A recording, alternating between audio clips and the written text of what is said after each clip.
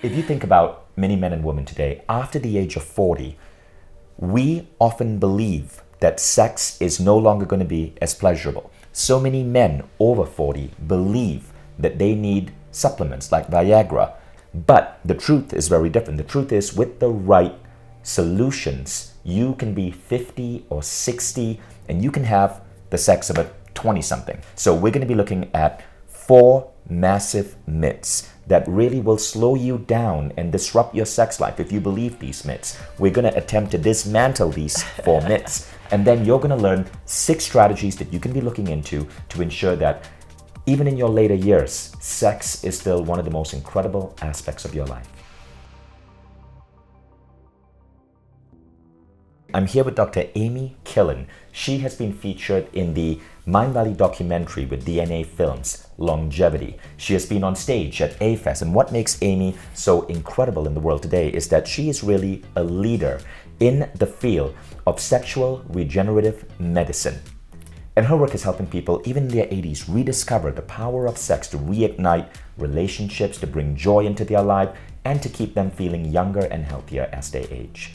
Oh, by the way, we are filming here in Park City, Utah at Docera Clinic. This is an incredible facility. Dave Asprey popularized this in his books, and this is where you guys actually do really advanced treatments to reverse aging, such as full body stem cell makeovers. Yes, which you're going to get here in a little while. Which I'm about to do after we shoot this episode. So first, let's talk about the truth behind sex in our later years.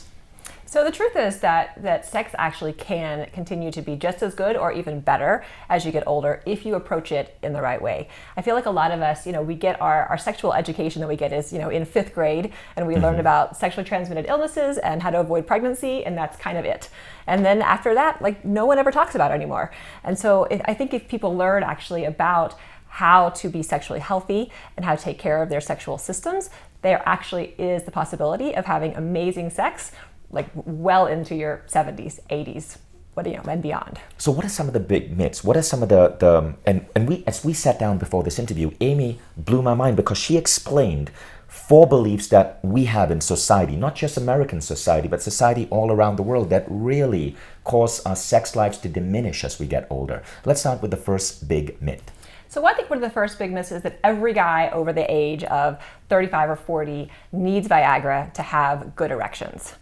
This is something that that the pharmaceutical companies would love for you to believe, but it's something that's not actually true. There are a lot of other things that men can do to actually repair and regenerate the tissue of the penis that will allow them to have great erections without Viagra if they want that. Now, are there side effects to using Viagra? There are some side effects for sure. Dizziness, flushing, headaches is a big one.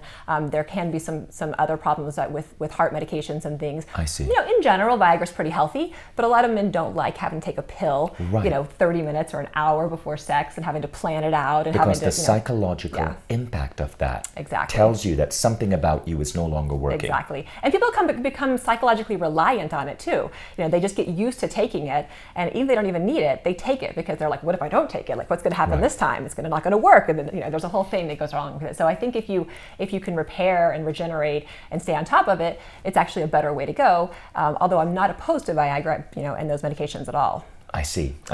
So that's the first big myth, right? Mm-hmm. Now, have you seen patients in their 60s, 70s, and 80s who had remarkable erections without Viagra? Yes. What is it that they're doing differently? So we're going to talk about some of those sort of 6 solutions that I have. We're going to come up to that basically, a whole body approach that we can use to help people, no matter what age, have great sex. And we'll talk about that. So we'll be coming up to that. Now, what is the second big myth? Second big myth is that women don't have any options. That men have Viagra, but women don't have anything, and I think that is true on some levels. There's not a lot of pharmaceutical agents that are actually all that effective for women, but there are actually quite a few things now outside of pharmaceuticals that can be effective to help women also have great sex. I see. Outside of pharmaceuticals. Yes. So it almost seems like the pharmaceutical industry has drilled it into us that we need to pop a pill to have great sex. Exactly. But what you're about to suggest is that there are completely alternative ways that do not require pills at all. Yes, exactly. All right. The third myth. The third myth is that erectile dysfunction is irreversible, that once you have it, you have it. I think that a lot of men think that once they have ED, they're stuck with it forever, but this is actually something that we've been able to reverse now. Wow. Okay, and the fourth myth? And the fourth myth is that just in general, your sex deteriorates with age. That it's that it becomes boring, that it becomes something that we do because we feel like we have to do it, but it's not actually enjoyable or fun, and that things are going to get worse as you get older. Wow. So if you look at this, a lot of this has been marketed to us. Yes. The first idea is that men, if you can't get it up, something is wrong with you. You need to dish out money to Big Pharma and get a pill. Exactly. And these pills definitely have their advantages in some ways. They do. But there's a psychological impact of taking that pill, which says that you're broken. And the pill also causes us to ignore actual solutions that can get our body functioning in its full capacity. Then the second myth is that women believe that they have no options, which in fact they do. The third myth is that erectile dysfunction is permanent, when in fact it can be reversed. And the fourth myth is that sex gets worse and no longer as amazing as you get older. Yes, exactly. In reality, it can be the exact opposite. As you get older, sex can get better and better. Yes, So that's it. let's talk about the solutions. Okay, so there are 6 solutions that I think that if you know these 6 solutions, and that you can actually make a big impact on sex. So we start with number 1. The first one is mind your mind, is what I say. Okay. So mind your mind is basically just be aware that your brain is actually your largest and most important sex organ. That everything that happens down below starts up in your brain. And so you really want to be in the right mindset. The biggest sex killer that I see out there is actually stress. And it's sort of the abundance of stress that we have and our inability to deal with that in a way that that makes us able to have sex properly. So stress is going to affect our hormones, our sex hormones. So it's going to decrease your ability to make things like testosterone, which you need to be able to have erections. It's going to affect women's hormones as well, testosterone, estrogen, things like that.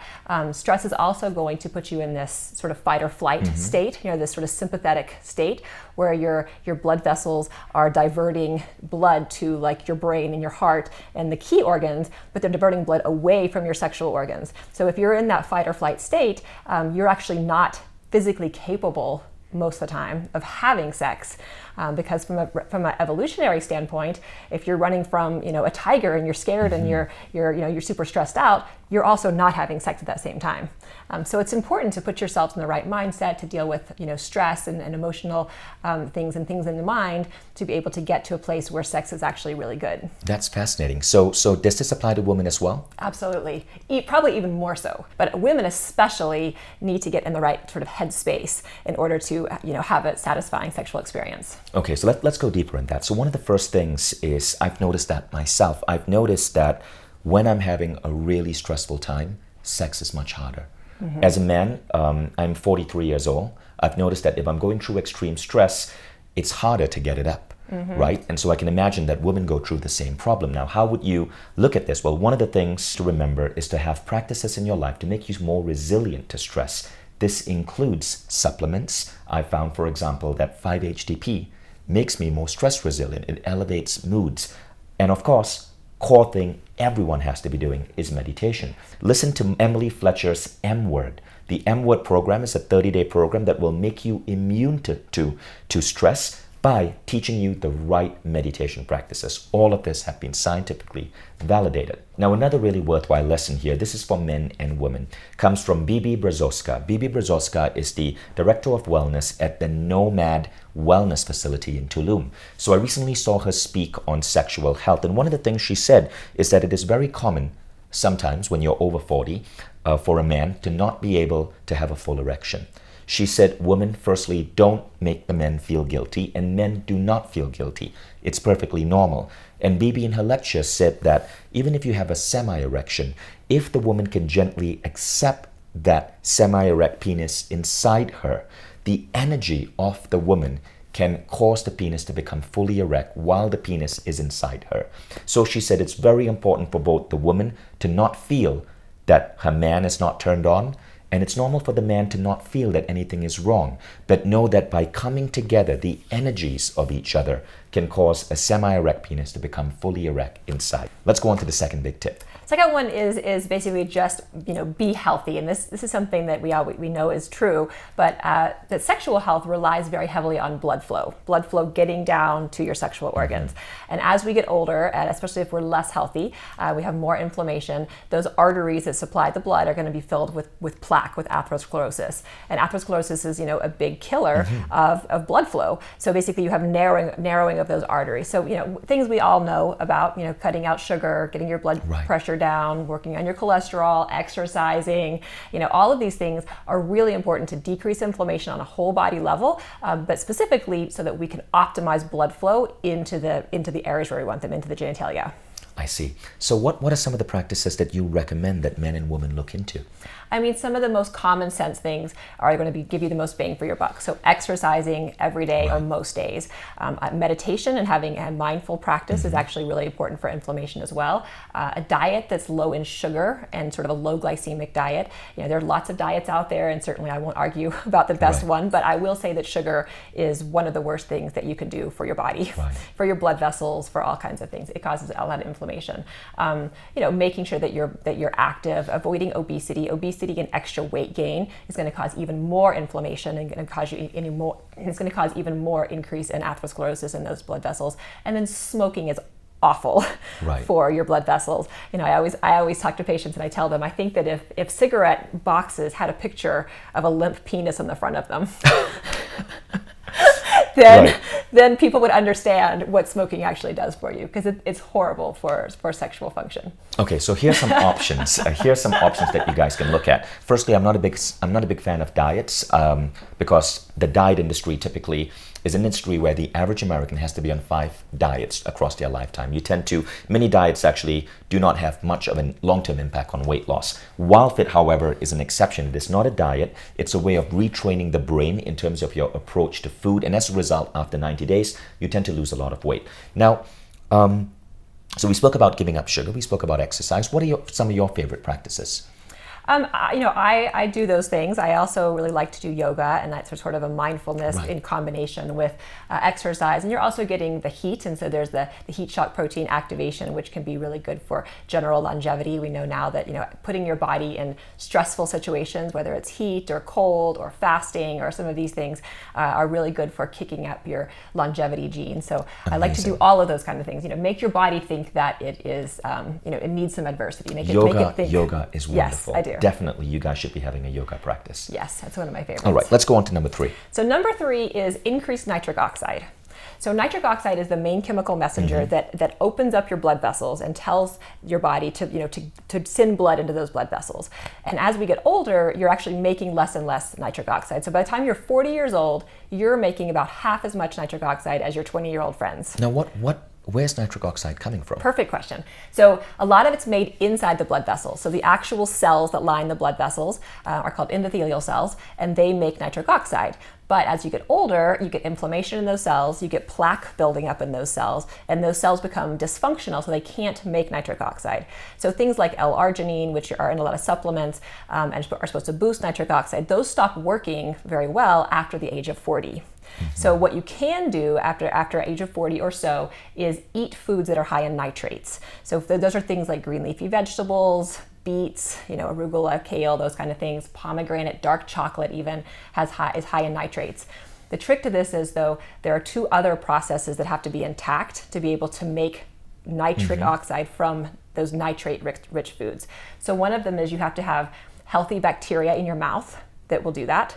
Wow. And when you are consuming a lot of mouthwash that's killing those bacteria, you actually are not able to make nitric oxide from that pathway. That's amazing. So are you saying we should get rid of mouthwash? I'm saying that you should get rid of the antiseptic mouthwashes, the ones that are killing, the ones that are really killing bacteria, or at least don't use them every single day. Like Listerine. Yeah. There are studies that have shown that even a week of mouthwash use will raise your blood pressure. And that's all nitric oxide dependent. So because you can't make your own nitric oxide. The second thing that you actually need stomach acid to make it. And a lot of people, millions of people across the world, take medications to decrease their stomach acid. Those are things like Protonics and Zantac and over-the-counter medications as well as prescriptions that decrease stomach acid because they get heartburn. But those medications are actually decreasing your nitric oxide production. And again, it's really hard to make nitric oxide if you're older any other way. So that's the other thing. So avoid those medications as well? Avoid them, or at least be careful with them. Talk to your doctor first, but those are things that if you can get rid of them, it's much better for many things, but especially for nitric oxide production. Now, what can we change things about our behavior and our eating to avoid those medications in the first place? Yes and no. Unfortunately, our food supply, depending on where you are regionally in the world, is going to have different amounts of nitrate in there. And they've actually taken samples of say spinach in one part of the U.S. versus the other part of the U.S. and there are vastly different amounts of nitrates in the same spinach. So a lot of it has to do with soil conditions and things like that. And actually, even organic spinach doesn't have any more or less than non-organic when it comes to nitrates. So obviously get the best quality food that you can, but you still have to have the things in your body to be able to break that food down. So what are some of the foods we should be focused on? So the things like arugula, kale, spinach, beets are great for nitric oxide. Those are some of the big sort of heavy hitters for this space. Amazing. Now, are there any supplements that you would suggest? Yeah, there are several out there. My favorite, which I have no association with, is something called Neo 40 by Dr. Nathan Bryan. He's a nitric oxide researcher, and it's a lozenge that you take and you just put it in your mouth twice a day, and you can actually measure your salivary nitric oxide levels during the day and see them go up. I see. Pretty quickly. And you're saying this has a direct correlation with your sexual health? Exactly. Yeah. Awesome. Yeah. So number 4 is hormone optimization, or getting your hormones, at the levels you want them to be. One thing that happens as we get older is our hormone levels, like our testosterone, estrogen, progesterone, they all start to decline. That's true for men and for women. But we actually know that if you have sort of more normal or at least high normal levels of some of those hormones, you can have a lot of health benefits down the road. And you can do these through various sort of natural ways to boost your hormones, or you can do it with hormone supplementation with other bioidentical hormones and things like that. But for men, for instance, after the age of 40, you're losing testosterone about 1% per year. So it's just going to continue to go down. And we also know that men's testosterone now is quite a bit lower than it was 50 years ago. That just on a global level, our testosterone is going down. Now, what's the cause for that? I think it's multifold, but I think it's a combination of lifestyle. We have more men who are overweight and obese, which is going to decrease testosterone. More men who have diabetes, which is also going to decrease testosterone. A lot of environmental toxins and endocrine disruptors out there are also influencing our body's ability to make testosterone. So it's a matter of what's happening to us and also the choices that we're making every day. I see. And are there any corrective action that men can take to increase testosterone? Yeah, absolutely. There are a lot of things. Getting workouts in, making sure you're lifting heavy weights and going to the gym frequently. It can help. Getting enough branched chain amino acids, getting enough vitamin D. In fact, you can go outside and just getting like 10 or 20 minutes of sun exposure can significantly increase your testosterone levels. Having sex can increase your testosterone levels. Getting enough sleep is really important. I don't have that as one of my 6 solutions, but I probably should. But sleeping, that's where a lot of your hormones are made. Right. And those of us who have disrupted sleep are not making things like testosterone and growth hormones and some of those things as well. So sleeping is really important. And those are the main things: exercising, sleeping, getting some sun, things like that. Let's look at exercise and sleep. So when it comes to sleep, the best program on sleep in the world is Dr. Michael Bruce's sleep optimization program here on Mindvalley. This will not just boost testosterone, but give you all the good chemicals you need to function incredibly in the world. And then for women, we see in women starting about age 30 or so, we see some changes in progesterone. It starts to go down, testosterone starts to go down, which is also important for women. And then certainly after menopause, estrogen goes way down and can really affect sex. It can make sex more painful. It can affect sexual organs. So just being aware of those hormones and getting those checked with your doctor, and then maybe either doing some lifestyle changes or getting on medication can be really helpful. Amazing. All right, now what's the 5th practice? So the 5th one is utilizing light, heat, and sound. And this is kind of a broad category, but there are actually a number of therapies out there that you would do, most of them with a physician, but that are very safe, that have kind of revolutionized sexual health. So there's shockwave therapy, which uses sound waves, so it uses high intensity sound waves, studied most often in men, but also useful in women, but basically sends sound waves into the penis, which sort of begins this whole cascade of events that leads to improved blood flow, new blood vessel formation, stem cell recruitment, better nitric oxide, and essentially after a series of treatments, about 65 to 90% of men will have significant improvements in erections. And these are like 30-minute, non-invasive, in and out, super safe. You just go in and you get like some sound therapy, and it's super easy. Amazing. And it's great for men and women. Now, how would we find that? How would we find those facilities? So if you look up low intensity shockwave therapy, it's being done all over the world, but it's actually was pioneered in Europe about 10 or so years ago for erectile dysfunction, and now we're starting to use it for women as well because the anatomy is a little different, but it's actually fairly similar. And how long does that process take? It takes, so you want to do about 6 treatments. Each treatment's about 30 minutes, and you do it over the course of like 3 weeks. Amazing. So you go in for 30 minutes, you get a treatment, you go home, you go to lunch, you go have sex, go to the gym, whatever. You do that for the 3 weeks, and then it's good for about a year. So, you'll continue to have aging, but if you can stay on top of it and get these treatments occasionally, then it'll significantly But what exactly are that. these shock waves doing to you? So it's just sending these sound waves, almost like these high vibrational sound waves, into the tissue. And that disruption actually sends out a bunch of repair signals. So it's not actually doing any significant damage, but it's almost tricking your body into thinking there was a damage. And so you send out all these growth factors and these repair signals, you bring in stem cells, you bring in new blood vessels and new blood flow, and you increase local nitric oxide. So what are some of the physical changes that a man or a woman might notice after this treatment? So for men, very commonly, increase in strength of erections, ability to last longer, decreased refractory period in between erections, improved sensitivity, improved pleasure. Those are the things I see every single day. And in women, again, not studied quite as much, but the same kinds of things, just more, better sensation, more pleasure, better orgasm, better blood flow to that area. So there are a couple other things that we can use as well. We can use heat energy, and lasers, radio frequency. These are all, again, treatments that you do at a doctor's office, but like for women, for instance, there are vaginal lasers, vaginal radio frequency treatments, even take-home red light therapy, vaginal devices. And these for are women. all based on the same theories. Yes, we're basically causing some kind of harm that's not real harm, but some kind of injury. Right. And that injury then tricks your body into thinking that you need to repair it. And in repairing it, you're actually creating newer, healthier, more youthful tissue. I see. So if we were Googling this, what would be a Google search term we should put in? You could search for women. You could search, vaginal regeneration or rejuvenation. Okay. There's some great take-home devices that you can actually get, online. That you just get it and you send it to your house and you just do it in your own house. Like the VFit Plus is a great one for that. Or you can go to your doctors and you can get actual treatments where you're there for 30 minutes or so and you get. Now, do you have a preference between heat, sound, or light? I like to use them in combination, but it really depends on the person, what they're looking for. For men, it's mostly the sound, it's mostly the shockwave therapy. For women, there are a number of other things available. I see. Amazing. I've never even heard of that stuff. Let's go on to the 6th item. All right, and the 6th one is stem cells and regenerative medicine. So using regenerative medicine as a way to kind of regenerate that tissue and heal ourselves and revitalize tissue. Okay, so let's talk about that because I'm about to be having that procedure tomorrow. Yes.